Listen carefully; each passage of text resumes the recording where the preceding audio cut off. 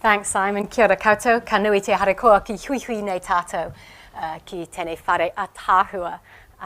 Thanks, Simon, for having us. It's great to be here today in this beautiful place, and thanks for your time. Kath, as Simon said, and I just want to acknowledge my colleagues at GoodSense, Natalie Guy and Joe Patterson, who it's great to have you guys here to support me today.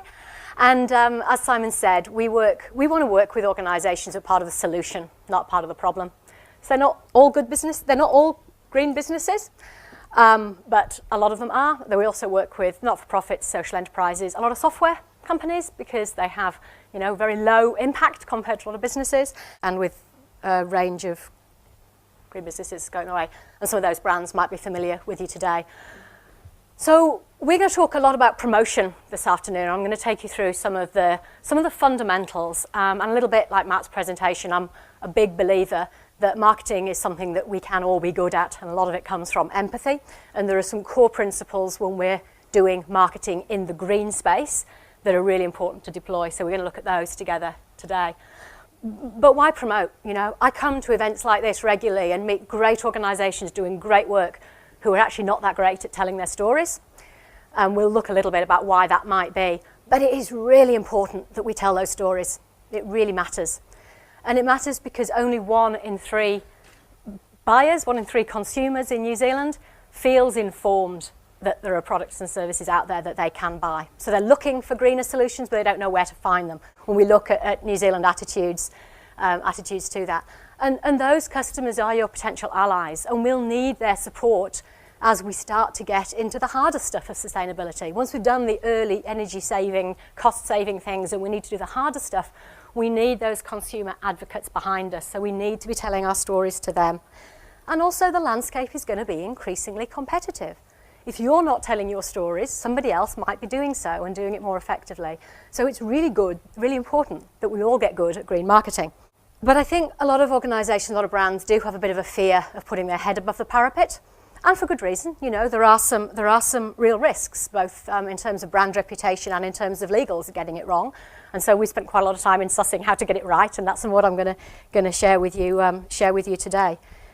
And if you do it right, you won't fall. But there is a little bit of a tightrope to walk, and what Scott Case, who was co-author of the original Sins of Greenwashing, called in an article just last month, walking the tightrope between advertising puffery and third-party proof.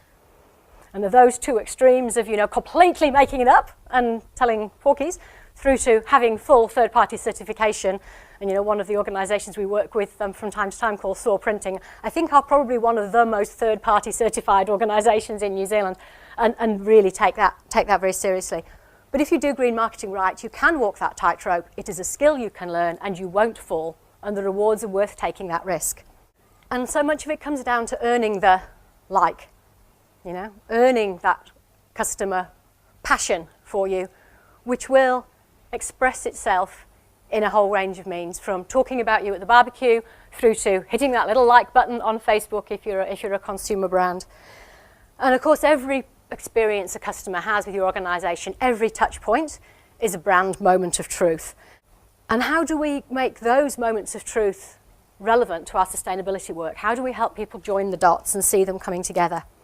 Well, there are 3 sort of fundamental underlying strategies, we think, that help you strengthen your brand while promoting your social and environmental achievements. So there's 3 key ways that we think underlie them. And I'm going to take you through those and show some examples along the way. So the 3 underlying strategies that we'd like to share with you this afternoon are, to earn the like, are authenticity, transparency, and being outspoken.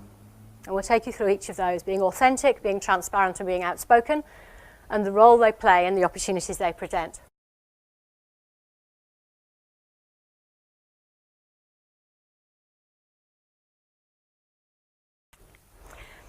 So let's have a look to begin with at the first of those, authenticity. And I'm going to talk about authenticity very boldly, using 3 very well-known New Zealand brands, and very happy to, have conversations with anybody afterwards who might be in the room from Vodafone, Westpac, or Z Energy about anything I raised today. So let's start by looking at Vodafone. Now, Vodafone have been an SBN member. I think they're a Sustainable Business Council member. They've made a number of advances. Some of that, I think, has been driven by their international context. You know, Vodafone internationally are a very global player. And I was very pleased to note in the last couple of years that they have promoted a product trade-in scheme where most cell phone models you can trade in and they will recycle the parts and reuse them. It's good stuff. And also they launched an eco ratings for their smartphones and their phones so that you can see which phones have a lower footprint. It's not as advanced and attractive, and the Fair phone might actually tempt me to upgrade from my very retro phone. I know I have a tablet which kind of keeps me going. But from my perspective, Vodafone massively undermined this good work when earlier this year they launched their Red set of products and services. And Red launched with adverts, including billboards, which promoted one of the benefits of the Red service was you could get a new smartphone every year. New smartphone every year is the last thing we need people to be taking up for an organisation that's serious about sustainability. A new smartphone every year completely perpetuates that being wedded to disposable technology. It's the antithesis of a sustainability mindset. And so for me, it really undermined the good work that Vodafone had been doing by holding up in a promotional gimmick within an overall package, something which emphasises that you can have something that is full of rare earth metals and toxic chemicals and throw it away at the end of the year to get the new latest one. And it reinforced that dichotomy, that situation we need to break between self-esteem being tied to having the latest gadget. We've got to start unpacking that as a society really quick. And Vodafone just compounded that problem with a big budget. So it's a flagrant example of disposable culture, and what they're missing is the customer frustration at the lack of repairing. So it's not just rooms like this that react as noisily as we all did to Simon's corridor about the Fair phone that you can repair. I've spoken to really young consumer audiences who have exactly the same reaction. They're really frustrated with technology that breaks and costs them a fortune to fix it. So Vodafone are missing a trick. If there's anyone from Vodafone here in the room, let's get sorted out. You know, it's not hard to start moving forward on some of this and understanding those issues. So authenticity from Westpac. They've got a very strong track record in sustainability. They took out the SBN Supreme Award in 2011 and they've promoted their commitment in various ways, including print ads like this one back in 2010 to promote their litter pickup campaign. And earlier this year, I was at the breakfast down the road where Westpac announced their second wave of sustainability, which is actually starting to look at where, you know, they have had criticism, which is around their product lending and investment criteria, which they have had a disconnect. They've been doing sustainability in-house, but they hadn't been reflecting it in what they lend to or what they invest in. But they've started doing that, and they've started with rural lending in New Zealand on a program of lending, particularly to farmers for photovoltaics. It's a great step in the right direction. However, there's a big action planned because Westpac lend to a large company called Bathurst, who some of you may know are about to start mining the Denniston Plateau. But Denniston Plateau, amongst other amazing components of its ecosystem, has its own unique subspecies of giant landsdale, as do a lot of those other high plateaus down the west coast. And so activists are now drawing the link between Westpac's lending to Bathurst for Denniston and the impact of that work and going, hang on, you're a sustainability leader. Why are you planning to make profit from lending to an open cast coal mine in a conservation area? So it'll be really interesting to see how Westpac respond to that and where that authenticity, how far down does that authenticity really go? And you can find more information on that planned action in early December online. It's being organised at the moment. And then I'm going to talk about a petrol company as an example of being authentic, which feels slightly like a contradiction in terms. You know, they exist to sell us fossil fuels, except that Z Energy are doing some really interesting and what I believe are very authentic things. For a start, they're taking active steps to try and sell you less of their product through their work with business buyers in particular, where they have specific programs to work with business customers to get them to reduce their fossil fuel use. But wait, there's more. They also have a long-term program of shift and a very clear stated objective of shifting New Zealand's fleet away from petrochemical-based fuels into biofuels and other low-impact ways of getting around. And they were just announced last week as one of the premier Pure Advantage program partners. That's far too many P's in one sentence. One of the first program partners which really has given them some great extra oomph around that. And so they're telling those stories in quite a humble way. They're not running great big television adverts promoting it, but they're really walking that talk authentically. If you go to the website, there's some really good, deep information which shows you what they're doing. And, the CEO is there online talking about sustainability and their commitment to a New Zealand which is not dependent on fossil fuels and where climate change is addressed. That's bold, authentic, green marketing from a company. And what that does is start to create emotional bonds. And it's just earned them a whole bunch of free advertising in front of you this afternoon, and we'll do in front of other audiences. It's creating an emotional bond based on shared values because, as again we'll see from Jacqueline this afternoon, more and more of us care about this stuff and we want to be buying products and services from companies who care about it too. But it's not enough to just be authentic. I'm going to look now at transparency. And Z actually do that pretty well. They're pretty transparent about their program and their path and where they are on a sustainability journey. And that's a really important part of the solution too. Internationally, as well as here, people are increasingly aware that every time they buy a product and service, it has an impact. It's pretty hard to hide from that anymore. And so what trendwatching.com have recently published is a whole new megatrend. It's the latest megatrend on their website, if you go to it, looking at the large-scale international consumer demand for guilt-free stuff. So they've identified that shoppers are doing a balancing act. They're not quite ready to stop buying things yet, although we do need to get them buying less. They're not quite there yet, but they do not want to be landed with guilt every time they make a purchase. So they are actively seeking out things that will assuage their guilt or make them feel good. And also, according to the biennial benchmark from HEC, EcoVadis, sustainable procurement was a top 5 priority at more than 90% of the 3,500 firms that participated in their survey. So it's not just consumers. Big business buyers care about this stuff too. And those growing businesses and consumers who want to buy more socially and environmentally products and services are getting increasingly discerning. So it's not just enough to have kind of a fluffy promise. They want to know the detail of what they're getting themselves in for when they buy. And information needs do vary. So these beautiful few New Zealand blue ducks, some of them, they want the simplest information. They're just paddling, like the little duck on the left. They're just getting their feet wet. They just want some simple information. But there are increasing numbers of customers, like the little duck in the middle, who are swimming. And they're quite happy to swim through information, and they want more, and they want to go a little bit deeper. They want a couple of pages of depth on your website to click through to. And then there's the real data nerds who are doing a deep dive. And they will go right into your sustainability report. They will want detailed third-party analytics. And so when you're planning your transparent green marketing communications, you need to think about those 3 different depths. How to give the customers who are just wanting to paddle enough to feel quickly confident. They want a quick snapshot. That's where things like a stamp and a label is really important. For those who are more confident and they want a little bit more, and then for those of us, and some of us will be here in this room, who are actually going to do quite a grilling, and if you're going to make green claims, you'd better make sure they stack up because they are going to be looking at your data and looking at your reports.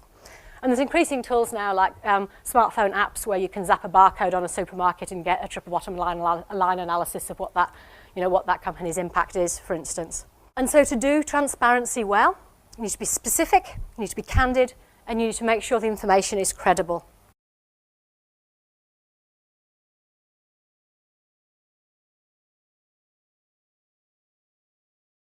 So specific, it's not good enough to claim your products and services is eco-friendly.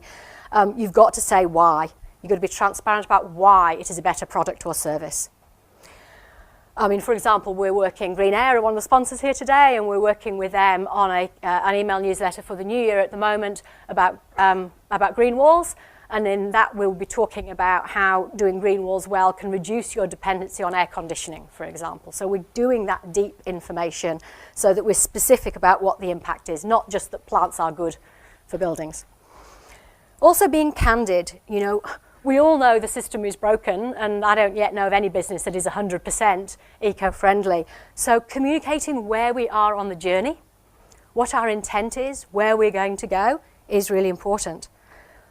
Puma gained international media coverage last year with their total footprint reporting, which shows warts and all for every stage of their life cycle, what they're doing. And I heard just last week that they've now open sourced that methodology so that total transparency of reporting is now available to many more than it has been before.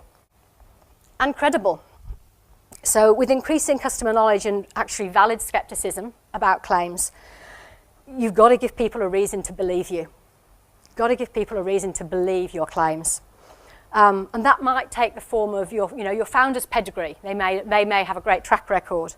Or it might take the form of external endorsement.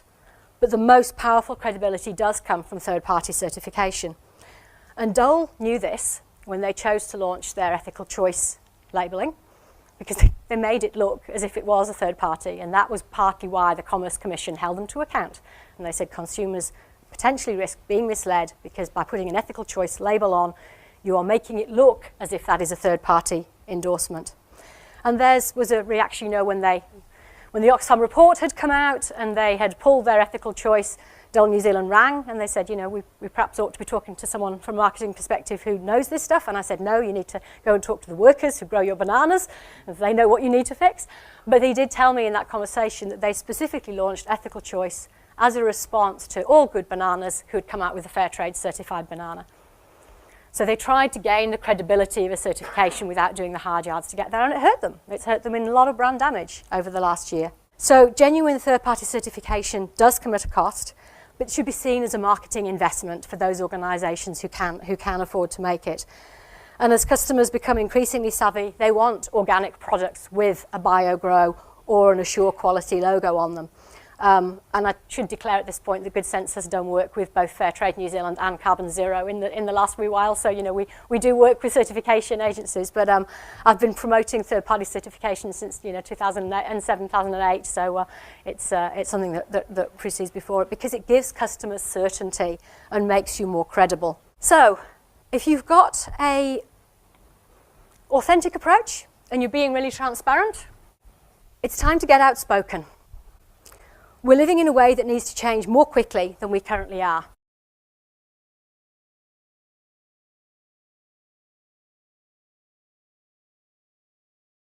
As participants in society, companies also have a civic code to take part as civic organisations. It's part of their social responsibility. And it's been both pragmatic and fashionable in the last few years for businesses to say, actually, government's not doing anything, I'm not going to engage politically, we're just going to do our own thing. And that's really good until you get to things like transport systems, and it gets pretty hard to do a transport system bottom-up from businesses. So we do need political engagement, and Pure Advantage's Green Growth Report spells that out quite clearly, that there is a clear political role to play. So we shouldn't wait, but to mainstream sustainability and honour that brand compact we're building with customers, we do need to have an authentic commitment and communicate transparently and publicly. So there's lots of forms, and I'll just quickly show a few examples of that. So Patagonia, long track record of being outspoken. If you're interested in their work, look at their Don't Buy This Jacket advertising, which specifically addresses the fact that we need to consume less. In New Zealand, Rob Fyfe a few years ago made news by blasting climate change and the lack of political progress on it. There has been a large stony silence from New Zealand businesses in public since then, largely, actually. When was the last time I read a headline about a New Zealand business standing up for climate change? But overseas it's happening. Sorry, this is ridiculously small, but on the 28th of October, this letter is an open letter that was sent from 20 companies to President Obama. Small companies like Starbucks, Unilever, Mars, L'Oreal, Levi's, and Symantec. And I'll just read a short extract from it. It says, "We call upon your administration to follow through on commitments for robust support of climate change resilience, coupled with a robust strategy to mitigate the overall impact of global climate change through aggressive emissions reductions. We will continue to do our part in reducing carbon footprint, and we look to the government to do the same." The letter acknowledges the massive carbon impact that those companies are facing right now on their global supply chains. They're published as an open letter, and they have had PR coverage and stories around that. The first anniversary of Hurricane Sandy was also accompanied by a CBS decision to screen at Times Square for 3 months a 15-second commercial supported by 700 US companies promoting green-led growth. But locally, there are very few outspoken. There's some examples, and at the start of this month, API consumer brands removed triclosan and other unhealthy chemicals from their health basics products. They didn't just use TV3 and national radio and other media outlets to get their story across, but they're also quite comfortable being aligned politically with the Green Party, who were making the same claim, airing the same concerns, and causing for regulatory action. There's a massive opportunity for brands to differentiate themselves by being outspoken in that way. So if you're being outspoken on the issues that customers care about from a position of authenticity and transparency, it makes you part of the story, and customers can see you are part of the solution and want to buy you in preference to other people's products and services. It makes you relevant and newsworthy. And also being outspoken is pretty lightly regulated in New Zealand, thankfully. Unlike making claims, which do have some regulation, just before I finish, I want to touch on that and give you some hints on how to navigate that part.